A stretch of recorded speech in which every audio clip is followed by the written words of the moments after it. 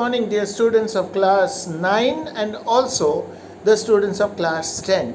Today we are going to take up yet another poem taken from your textbook Treasure Trove, and the poem is written by Robert Southey, a very famous poem written in the 18th century after Blenheim.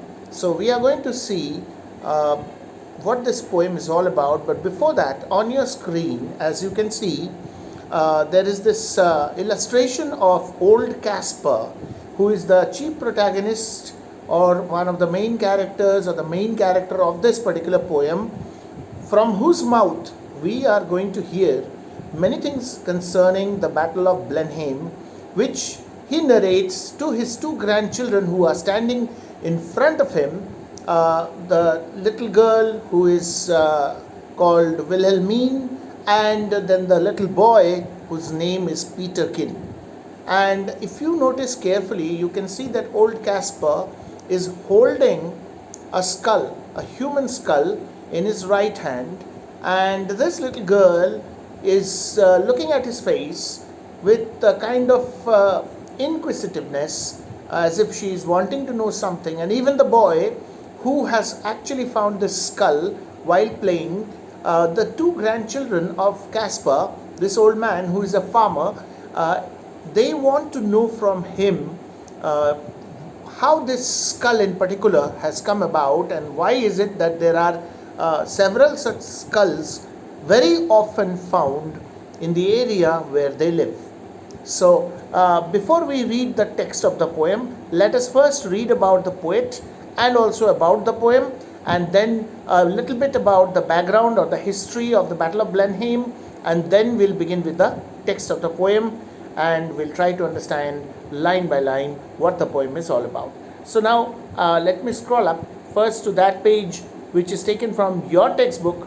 All of you can open on this particular page. The page number is 16, as you can see on the screen. This is what gives us details about Robert Southey, the poet of this poem, and also about the poem itself. Robert Southey was an English romantic poet. He was the poet laureate or the court poet of his time.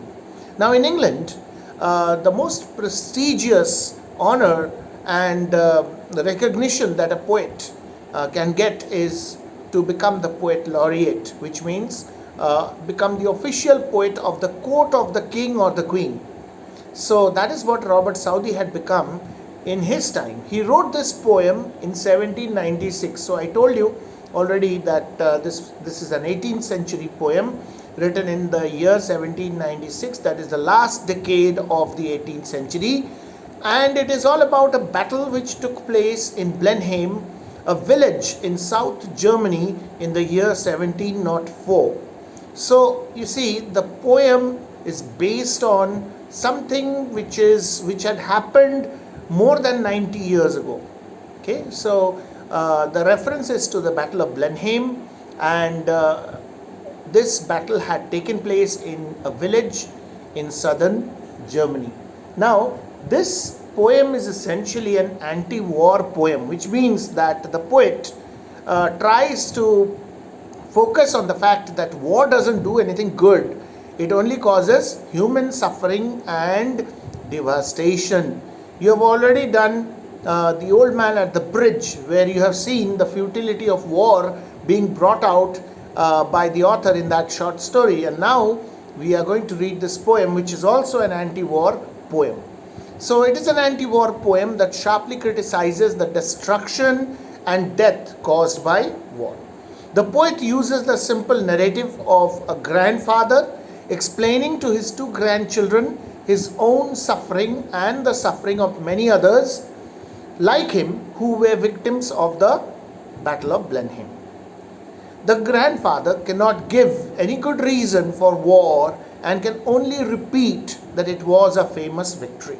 Now throughout this poem we shall see that the children, they are very simple and straightforward. So they are asking this question to their grandpa, that why is it that people fight like this? I mean, it is such a wicked thing that people kill people and there's so much of suffering and misery and people die in large numbers.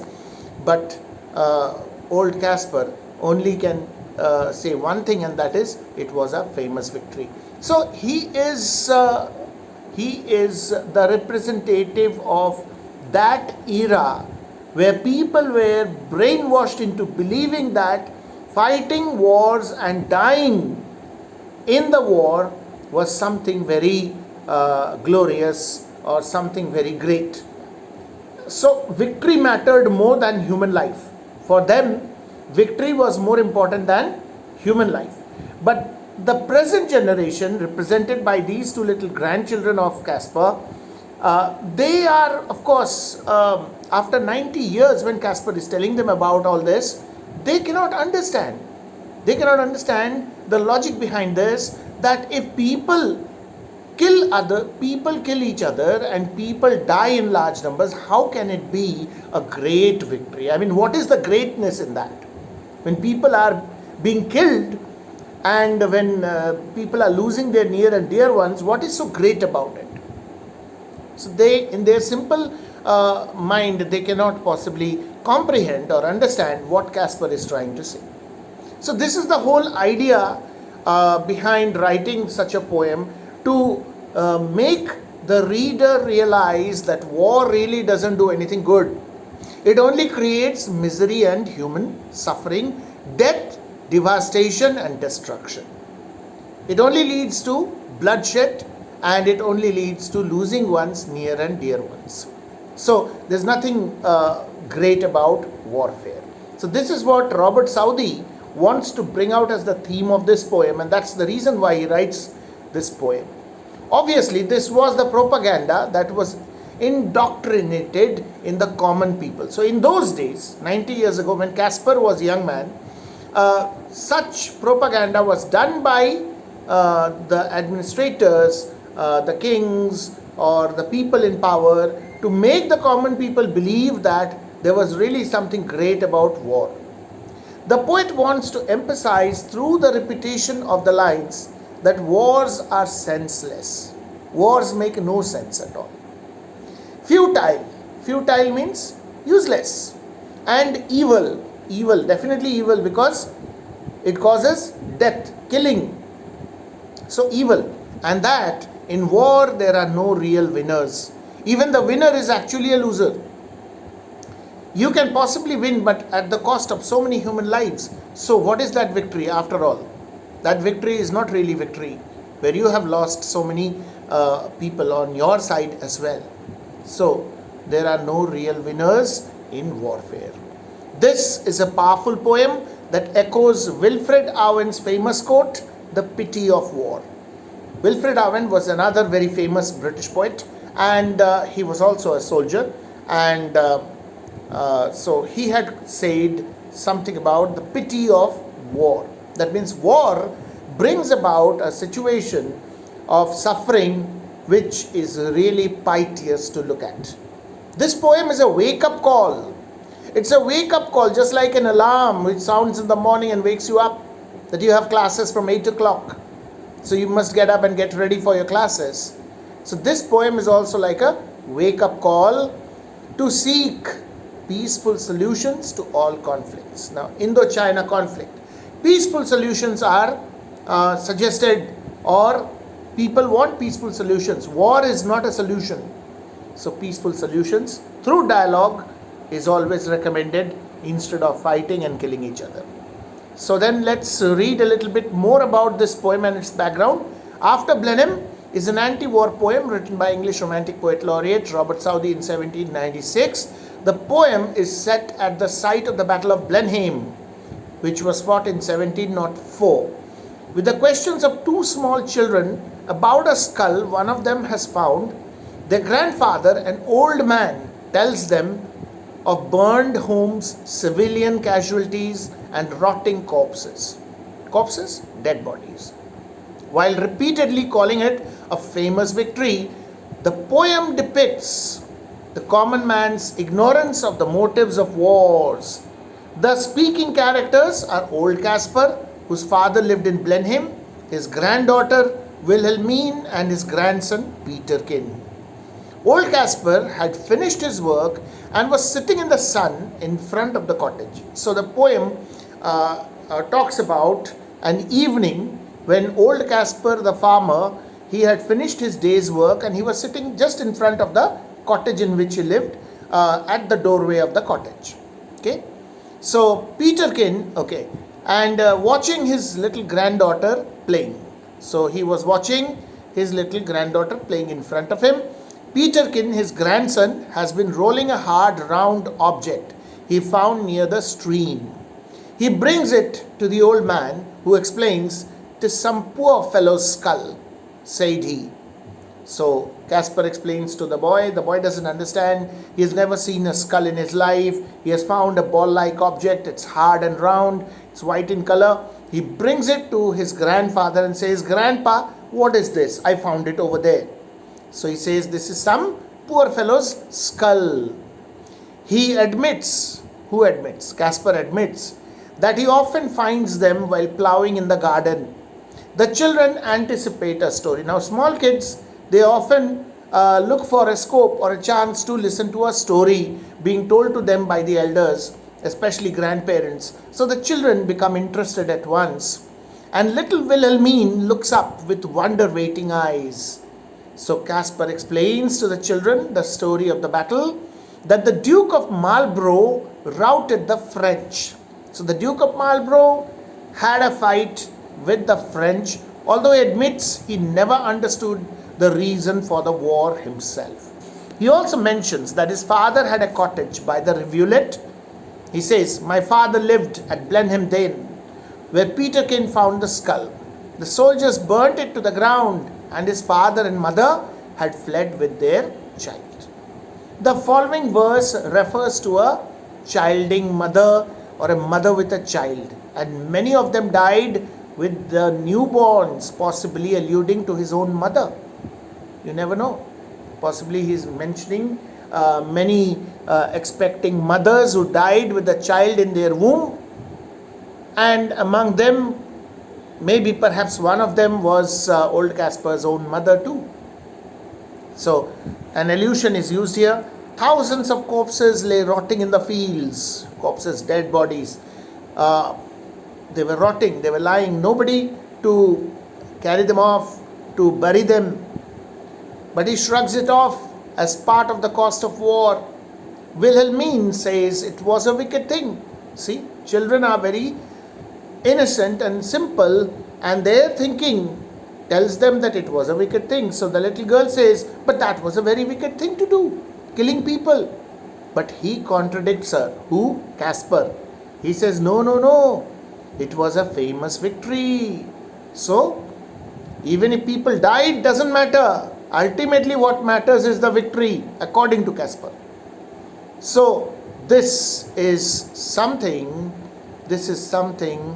of a propaganda which was actually put inside their brains at that time, 90 years ago, by the rulers.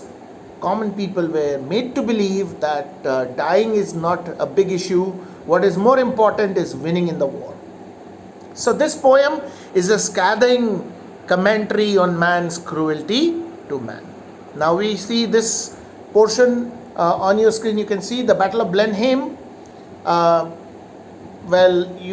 You can see that it was fought on 13th of August 1704, and it was a major battle of the War of the Spanish Succession. Okay, so who would come to power in Spain? The overwhelming Allied victory ensured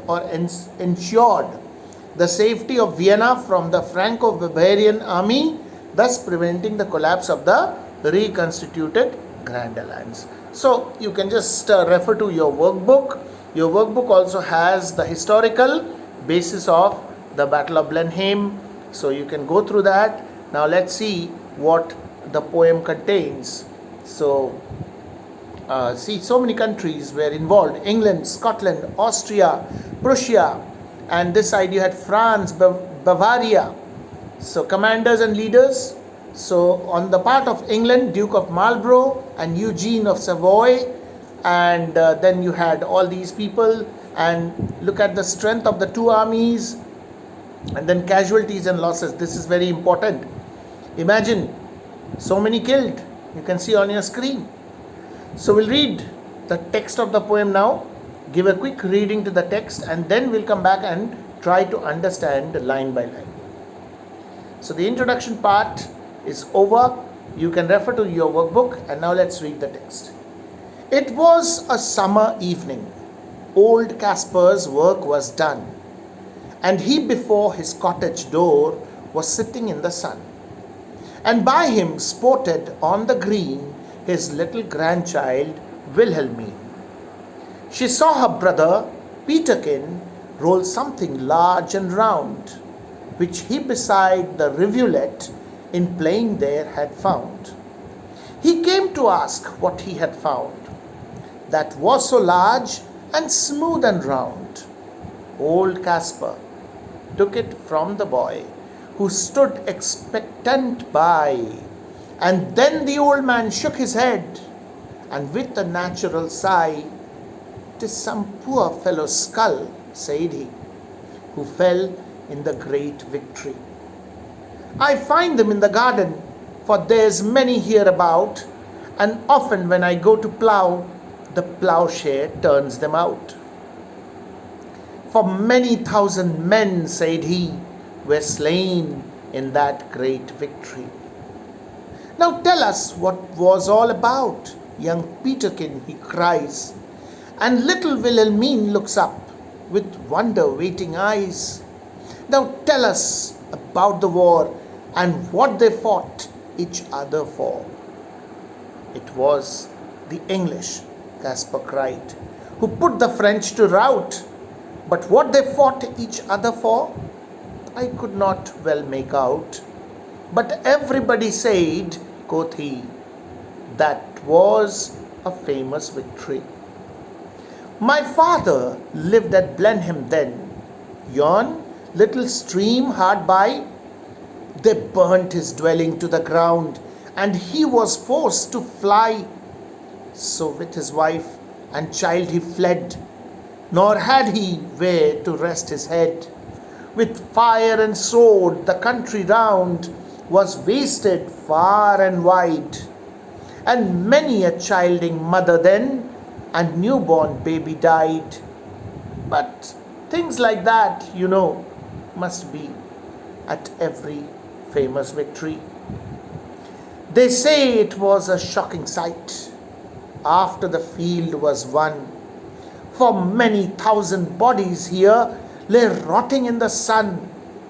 But things like that, must be after a famous victory. Great praise the Duke of Marlborough won, and our good Prince Eugene. Why, it was a very wicked thing, said little Wilhelmine. Nay, nay, my little girl, quoth he, it was a famous victory, and everybody praised the Duke who this great fight did win. But what good came of it at last? Quoth little Peterkin.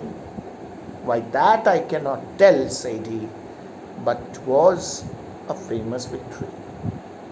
So let's try to understand line by line or stanza by stanza. Although the stanza summaries are provided in your workbook, but still I'll just try to explain a little bit so that you can understand. It was a summer evening, very simple actually, the sentences, the words. Although this poem was written more than 100 years ago, everything is really very simple. And you can see the rhyme scheme also. It's very beautifully composed. The stanzas are very beautifully composed with rhyming lines. So it was a summer evening. Old Caspar's work was done. Old Caspar is a farmer and the day's work was done. So he was just sitting outside, and he before his cottage door was sitting in the sun. While the sun was setting, he just sat down at the threshold or the doorway of his cottage.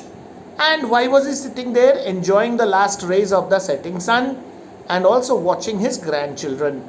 And by him sported on the green his little grandchild Wilhelmine. Now in front of him, on the little patch of grass, green refers to grass, was playing this little girl who was his granddaughter. And what was her name? Wilhelmine. She saw her brother Peterkin roll something large and round which he beside the rivulet in playing there had found. Suddenly, Wilhelmine noticed that her brother Peterkin, who was playing by the stream, there is a stream flowing by, not exactly a river, it's a rivulet. That means it's a much smaller water body, just hardly a stream. And Peterkin was playing on the bank of the rivulet where he found something large and round, and he was bringing it.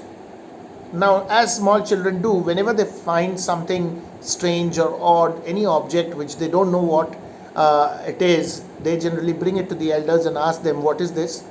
So he was bringing it to show it to his grandfather.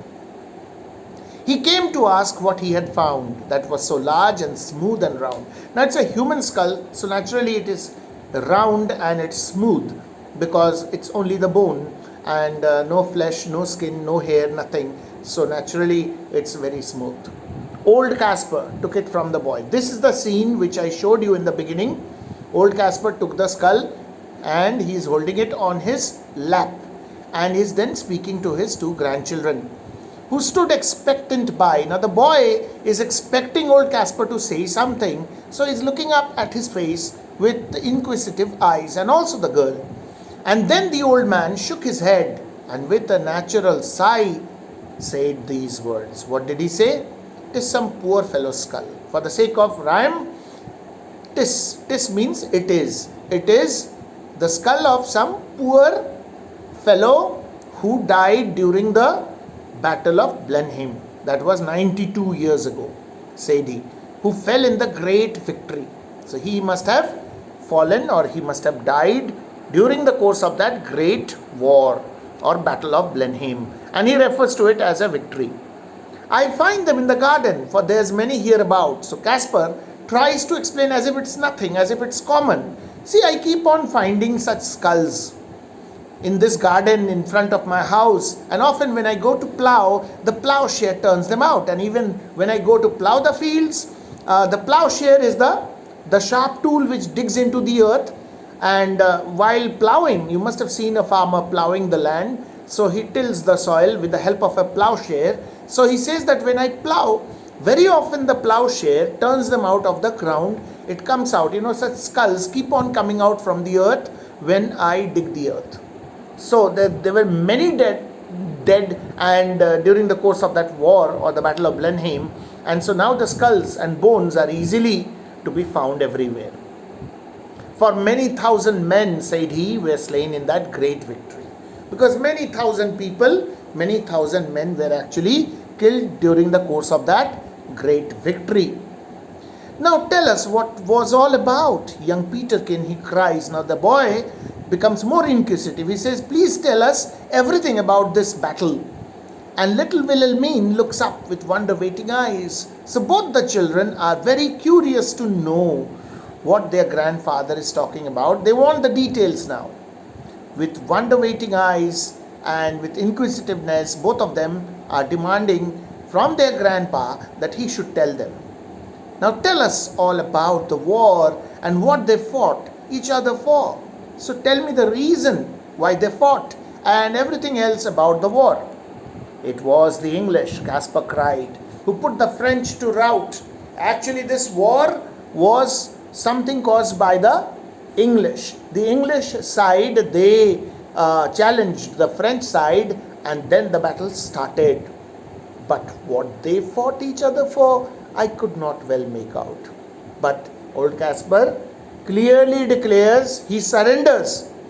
"I have no idea as to why they fought, but the English and the French, they did fight this battle, though I don't know the reason why they fought. But everybody said," quoth he, "that it was a famous victory. But what everybody said about this battle was that it was a great victory. So I know only that much, that it was a great victory." And then he goes on to say what had happened personally to his family. "My father lived at Blenheim then, yon little stream hard by. just over there. Yon means yonder. Yonder means over there. Can you see that stream? It's the same rivulet where the skull was found by Peterkin. So he's pointing at that and he says that my father used to live in Blenheim at that time with his family. That was 92 years ago. And he used to live by that stream nearby. They burnt his dwelling to the ground and he was forced to fly. So the enemies, they burnt his cottage down. His cottage was burnt and he was forced to run away, leave the place with his family. Fly means to run away to save himself. So with his wife and child he fled, nor had he where to rest his head. So with his family, his wife, his child. Here you can presume that the child is old Caspar. At that time he was a small boy. His father and mother took him and they tried to escape from the situation, and that is what he is talking about. And he says, nor had he where to rest his head. Now my father, he and his wife and his child, meaning he himself, that is Caspar himself, he was then a child. So old Caspar must be very, very old, nearly 100. So, well, they did not have a place where they could take shelter, rest his head, meaning to say, find shelter. They did not have a roof over the head because their cottage, their house was burnt down and they did not have the scope to take shelter anywhere. With fire and sword, the country round was wasted far and wide. With fire and sword, the country round. So war was raging, the battle was going on, and there was fire everywhere. They were burning down, they were killing with the sword. Entire country was under the influence of this war. It was wasted, meaning to say destroyed, damaged, devastated. Far and wide, everywhere there was devastation. And many a childing mother then, a newborn baby died. So nobody was spared. Even pregnant women, expecting mothers with babies in their womb were also killed. And even newborn babies were also killed. So just imagine the horror of this Battle of Blenheim. Nobody was spared, not even pregnant women, not even newborn kids, and even helpless, poor, old people, and even the women, the girls, or the ones who could not fight or defend themselves. You have seen what has happened in the old man at the bridge. That old man has walked so many miles and his feet, his legs are not supporting him anymore. He has to, because he has been told to go, otherwise he'll be killed. So that is what war is all about. It does not see who you are, what your condition is. When mass killing takes place, anyone can become a victim. So that is what had happened during the course of the Battle of Blenheim. So he says, but things like that, must be at every famous victory.